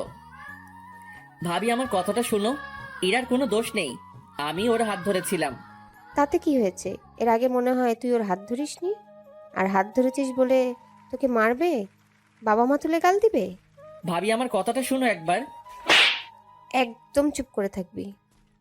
ভাবির এমন রূপ কোনো দিনও দেখিনি। ভাবি রেগে একদম আগুন হয়ে আছে। ভাবি আমাকে ইরার রুমে নিয়ে গেল। ইরা জানালার পাশে দাঁড়িয়ে আছে। তুই কাল ইমনকে কেন মেরেছিস? ও কোন সাহসে আমার হাত ধরেছিল? আপু আমার কথাটা শোন। চুপ, তোকে নিজের বোন বলতে ঘৃণা করছে। তুই জানিস ইমন তোকে কতটা ভালোবাসে? তাও তুই ওকে অপমান করলি, ওর বাবা মা নিয়ে গালি দিলি। ওর বাবা মা এখন আমারও বাবা মা। তুই এতটা নীচ হয়ে গেছিস জানতাম না তো। ইরা নীরবে কান্না করে যাচ্ছে। আজ থেকে তোর সাথে আমার কোনো সম্পর্ক নেই, আমারই ভুল। আমি কেন ইমনকে এখানে আনতে গেলাম, কালকেই আমরা এখান থেকে চলে যাব। তারপর আর কোনো দিনও এই বাসায় আসবো না। ইরা কোনো কথা বলছে না, শুধু কান্না করছে। ইমন ভাই, আমাকে মাফ করে দে। আমার বোন এমনটা করবে আমি ভাবতেও পারিনি। আমি ওর হয়ে তোর কাছে মাফ চাইছি। কি করছো ভাবি? তুমি আমার বড়, তোমার মাপ চাওয়া মানায় না। ভাবি ওখান থেকে চলে গেল। আমি ইরার দিকে একবার তাকালাম। ইরা আমার দিকে তাকিয়ে আছে, চোখ দিয়ে জল পড়ছে, যেন কিছু বলতে চাইছে। ওর মুখটা খুব মায়াবী লাগছে, কিন্তু এই মায়ায় আর জড়িয়ে লাভ নেই। আমার রুমে চলে আসলাম। একটু পর ভাবি এসে আমার কাপড় গুছিয়ে দিতে লাগলো। ভাবি, ও তো তোমার নিজের বোন, তুমি কি ওর সাথে কথা না বলে থাকতে পারবা? এরকম বোনের দরকার নেই যে মানুষকে মানুষ মনে করে না। কিন্তু ভাবি। চুপ, একটা কথাও বলবি না। সব কাপড় চোপড় গুছিয়ে দিয়েছি, কাল সকালে তাড়াতাড়ি বের হতে হবে। ঘুমিয়ে পড়। কথাটা বলেই ভাবি বেরিয়ে গেল। রাতে ঘুম আসছে না, জানালার কাছে গিয়ে দাঁড়িয়ে রইলাম। বাইরে হালকা বাতাস বইছে, পরিবেশটা মনোরম মনে হচ্ছে। হঠাৎ করেই ইরার জন্য কেনা পায়েল দুটোর কথা মনে পড়লো। ব্যাগ থেকে পায়েলগুলো বের করে নাড়াচাড়া করতে লাগলাম। ইরার জন্য বসে বসে একটা চিঠি লিখলাম। পায়েল আর চিঠিটা নিয়ে ইরা রুমে গেলাম। দরজা খোলা আছে, ভিতরে গিয়ে দেখি ইরা ঘুমিয়ে আছে। ওর পায়ের কাছে গিয়ে পায়েল দুটো পরিয়ে দিলাম। চিঠিটা পায়েলের সাথে আটকে দিলাম। কিছুক্ষণ ওর খাটের পাশে বসে ওকে দেখতে থাকলাম। ওকে দেখে মন ভরছেই না। অনেকক্ষণ বসে থাকার পর ওর কপালে একটা মায়া এঁকে দিয়ে নিজের রুমে চলে আসলাম। সারা রাত ওর সাথে কাটানো কথাগুলো ভাবতে লাগলাম। কিভাবে যে রাত পেরিয়ে গেল বুঝতেই পারলাম না। সকালে এসে ভাবি ডাকলো। ঘুমের ভান করেছিলাম। ভাবি ডাক দেওয়ার একটু পর উঠে ফ্রেশ হয়ে ব্যাগ নিয়ে নিচে গেলাম। যাওয়ার আগে ইরার রুমে গেলাম। ইরা এখনো ঘুমিয়ে আছে। ইরার পাশে গিয়ে বসলাম। মন ভরে ওকে দেখতে লাগলাম। ওর চুলগুলোর জন্য মুখটা ভালো করে দেখতে পাচ্ছিলাম না। চুলগুলো আলতো করে সরিয়ে দিলাম। তারপর ওর কপালে একটা ভালোবাসার পরশ এঁকে দিলাম। তখন ইরা নড়ে উঠল। পায়ের মধ্যে পায়েলের সাথে চিঠিটা দেখলাম। বুক বড় নিঃশ্বাস নিয়ে চলে আসলাম। নাস্তা করে বেরিয়ে পড়লাম। এদিকে ইরা ঘুম থেকে উঠে দেখে পায়ে পায়েল, আর পায়েলের ভিতরে একটা চিঠি। ইরা চিঠিটা খুলে পড়তে লাগলো। ইরা, কি বলবো ভেবে পাচ্ছি না। আজ মনটা কেমন যেন করছে, খুব একা একা লাগছে। তোমার থেকে দূরে চলে যেতে হবে কোনো দিনই ভাবিনি। সবটাই আমার ভুল। আমি হয়তো তোমার যোগ্য নই, তাই হয়তো এমনটাই হলো। সেই দিন তোমার কথাগুলো কথা না, বিষ ছিল, যেগুলো আমার মনটাকে ক্ষত বিক্ষত করে দিয়েছে। তোমাকে ভালোবাসার আমার কাছে কোনো কারণই ছিল না, আর ভুলে যাওয়ারও কোনো কারণই নেই। তাই তোমাকে কোনো দিনও ভুলতে পারবো না। কিন্তু তুমি আমার থেকে ভালো কাউকে পেলে হয়তো আমাকে ভুলে যাবে। আর আমাকে দেখে যেন পুরনো কথা না মনে পড়ে, তাই আমি তোমার সামনে আর কোনো দিনও আসবো না আমার ভালোবাসা নিয়ে। আসবো না সেটা নিয়ে, চিন্তা করো না। পায়েলগুলো দেওয়ার জন্যই সেই দিন তোমার হাতটা ধরেছিলাম, আর সেই দিনই বুঝতে পেরেছিলাম তোমার হাত ধরার ক্ষমতা আমার কোনো দিনই হবে না। পায়েলগুলো তোমার জন্যই কিনেছিলাম, তাই রেখে দিলে খুশি হব। ভেবে নিও এটা তোমার কাছে আমার শেষ চাওয়া। ভালো থেকো।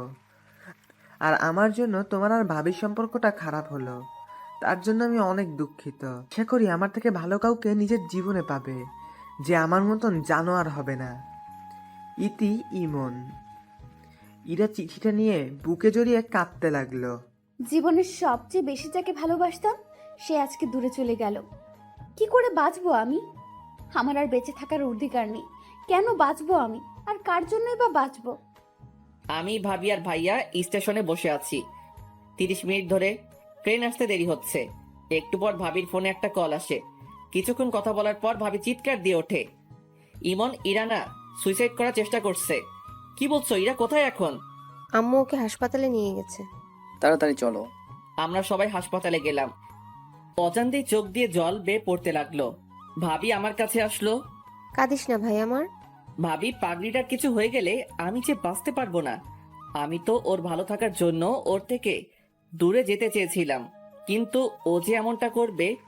ভাবি, ওর কিছু হবে না তো? আমি ওর কাছে যাব ভাবি। একটু পর ডাক্তার চেক আপ করছে, তুই চুপটি করে বস, আমি আসতেছি। ভাবির কথা শুনে কিছুটা হলেও স্বস্তি পেলাম। কিছুক্ষণ পর ডাক্তার বের হলেন। সবাই দেখা করতে গেল। ভাবি আমাকে আগে যেতে বলল, কিন্তু আমি সবার পরে গেলাম। ইরা শুয়ে আছে। আমি রুমে ঢুকতেই আমার দিকে তাকিয়ে মুখ ঘুরিয়ে নিল। আমি ওর পাশে গিয়ে বসলাম। হাতে ব্যান্ডেজ করা, দুজনেই চুপচাপ। ইরা অন্যদিকে মুখ ঘুরিয়ে আছে।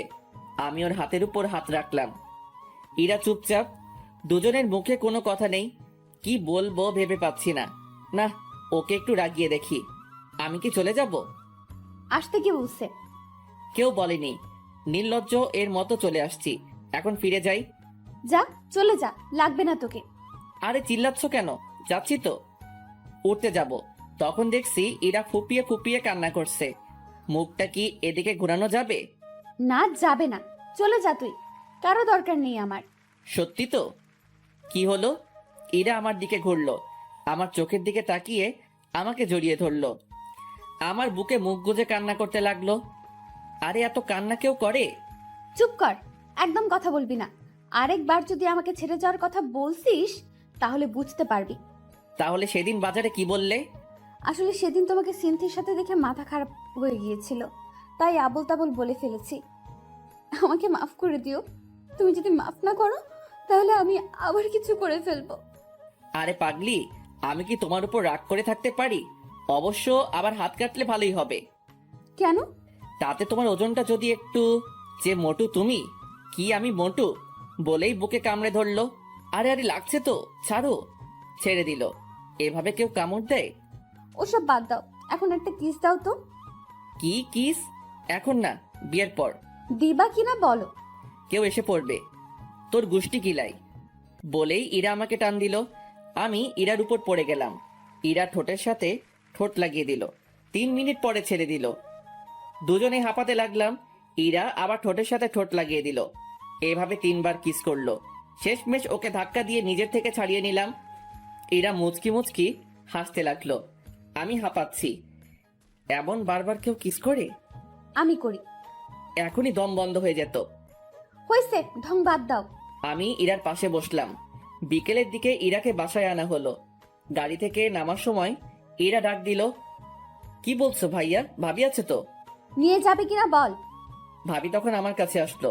দেখো না আপু, আমার মাথাটা ঘোরাচ্ছে, কেমন কেমন যেন লাগছে। ওকে বলছি কোলে করে নিয়ে যেতে, কিন্তু কিছুতেই নিয়ে যাচ্ছে না। একটা মেয়ে অসুস্থ, ওকে সাহায্য করা বাদ দিয়ে কি বলছিস? চা, উপরে নিয়ে চা। কথাটা বলে ভাবি হাসতে হাসতে চলে গেল। আমি ইরাকে কোলে তুলে নিলাম। ইরা আমার গলা জড়িয়ে ধরলো। ইরাকে ওর বেডে শুইয়ে দিলাম। আমার পাশে শুয়ে পড়ো। না না, সবাই কি ভাববে? বলছি না শুয়ে পড়ো। ইরা জোর করে ওর পাশে শোয়ালো। আমার বুকে মাথা গুজে চুপ করে রইল। কিছুক্ষণ পর, ইমন, একটা কিস করি। না করি না। এখন না, এখন ঘুমাও। তাহলে মাথায় হাত বুলিয়ে দাও। আমি ইরার মাথায় হাত বুলিয়ে দিতে লাগলাম। কিছুক্ষণ পর ইরা ঘুমিয়ে পড়ল। রাতে ইরাকে খাইয়ে দিলাম। রাতেও ইরা ওর পাশে জোর করে শোয়ালো। ভাবিকে বললাম। ভাবি বলল, ইরা অসুস্থ, ওকে একা রাখা ঠিক হবে না। ভাইয়া ভাবি সাথ নিল। মাঝরাতে, ইমন শুনছো? কি হলো? ছাদে যাব, চলো। রাত 1টা বাজে, এখন ছাদে গিয়ে কি করবা? চাঁদ দেখবো, চলো না। কাল গেলে হয় না? না হয় না, চলো এক্ষুনি। চলো। আরে আরে, আমি হাঁটতে পারবো না, কোলে নিয়ে যাও। ইরাকে কোলে করে ছাদে নিয়ে গেলাম। দুজনে দোলনায় বসলাম। ইরা আমার কাঁধে মাথা রাখলো। মুহূর্তটা চাওয়ার কিছু ছিল না। মনে হয় সময়টা এখানে থেমে যাক, আমাদের এই মুহূর্তে। ইমন, আবার কি হলো? আর ছেড়ে যাবে না তো? যতদিন পর্যন্ত উপরে যে আছে তার ডাক না পড়ছে, ততদিন পর্যন্ত আমি তোমার পাশে আছি। একটা কথা বলবো। বলো। একটা কিস দিবা? আবার দিবা না? যাও, তোমার সাথে কথা নাই। আরে বলছি দিব না। তাহলে দাও। ইরার কপালে একটা মায়া এঁকে দিলাম। এরকম করে কেউ কিস দেয়? তাহলে কেমন করে দেয়? তারাও দেখাচ্ছি। ইরা আমার কাছে আসলো। ইরার নিঃশ্বাসের শব্দ স্পষ্ট শুনতে পাচ্ছিলাম। ইরার ঠোঁট আমার ঠোঁটের কাছাকাছি। কেমন যেন একটা অদ্ভুত অনুভূতি কাজ করতে লাগলো। ইরার ঠোঁট দুটো আমাকে টানছে মনে হচ্ছে। ইরার ঠোঁটের সাথে ঠোঁট লাগিয়ে দিলাম। ইরা আমাকে জড়িয়ে ধরলো। কিছুক্ষণ পর ছেড়ে দিলাম। ইরা আমার কোলে মাথা রাখলো। দুজনে চন্দ্রবিলাস করতে লাগলাম।